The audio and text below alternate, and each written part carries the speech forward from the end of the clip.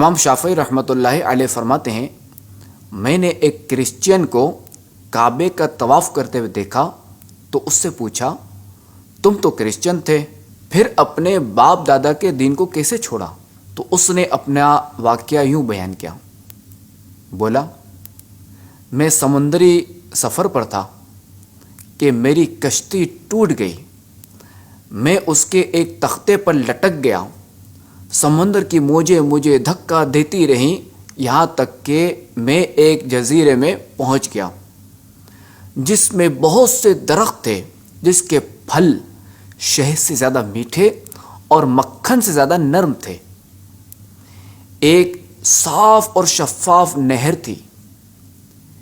میں نے اللہ پاک کا شکر ادا کیا اور سوچا، جب تک کہ کوئی راستہ نہیں ملتا یہ پھل کھاؤں گا اور نہر سے پانی پیوں گا۔ جب رات ہوئی تو میں جانوروں کے ڈر سے درخت پر چڑھ گیا اور ایک برانچ پر سو گیا۔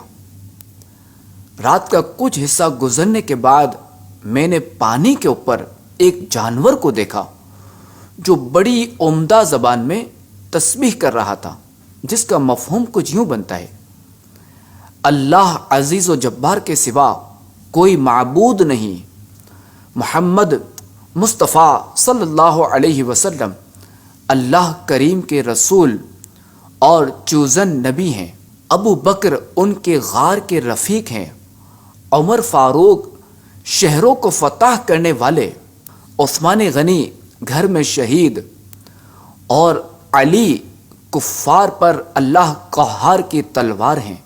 ان سے بغض رکھنے والوں پر عزیز و جبار کی لعنت ہو، اس کا ٹھکانہ جہنم ہے اور وہ بہت ہی برا ٹھکانہ ہے۔ وہ جانور یہی کلمات بار بار دہراتا رہا۔ فجر ہو جانے کے بعد اس نے چند کلمات پھر کہے جن کا مفہوم کچھ اس طرح ہے، اللہ کریم کے سوا کوئی معبود نہیں جس کا وعدہ و وعید سچے ہیں، اور محمد مصطفیٰ صلی اللہ علیہ وسلم اللہ کریم کے رسول ہیں، ہدایت دینے والے اور رہنمائی فرمانے والے۔ ابو بکر کو صحیح رائے کی توفیق دی گئی۔ عمر بن خطاب کفار پر لوہے کے کیچ کی طرح سخت ہیں، عثمان غنی فضیلت والے شہید ہیں، اور علی بن ابی طالب زبردست قوت والے ہیں۔ ان سے بغض رکھنے والوں پر رب مجید کی لعنت ہو۔ جب وہ جانور خشکی پر پہنچا تو میں نے دیکھا کہ اس کا سر شتر مرغ جیسا، چہرہ انسان جیسا، ٹانگیں اونٹ کی ٹانگوں کی طرح اور دم مچھلی کی دم جیسی ہے۔ میں خوف سے بھاگنے ہی والا تھا کہ اس نے مجھے دیکھ کر کہا، رک جاؤ ورنہ ہلاک ہو جاؤ گے۔ میرے رکنے کے بعد اس نے مجھ سے میرا دین پوچھا تو میں نے کہا، کرسچن ہوں۔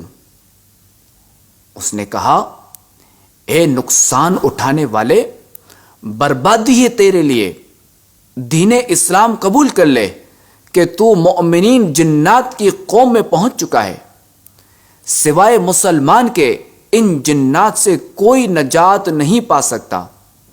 تو میں نے پوچھا، اسلام کیسے لاؤں؟ اس نے بتایا، اس بات کی گواہی دے کہ اللہ کریم کے سوا کوئی معبود نہیں اور محمد مصطفیٰ صلی اللہ علیہ وسلم اللہ کریم کے رسول ہیں۔ چنانچہ میں مسلمان ہو گیا۔ پھر اس نے کہا، تیرا اسلام کامل تب ہوگا جب تو چاروں خلفاء سے راضی رہے گا۔ میں نے کہا، تمہیں یہ بات کیسے معلوم ہوئی؟ اس نے جواب دیا، ہماری جنات کی ایک قوم آخری نبی صلی اللہ علیہ وسلم کی محفل میں حاضر ہوئی۔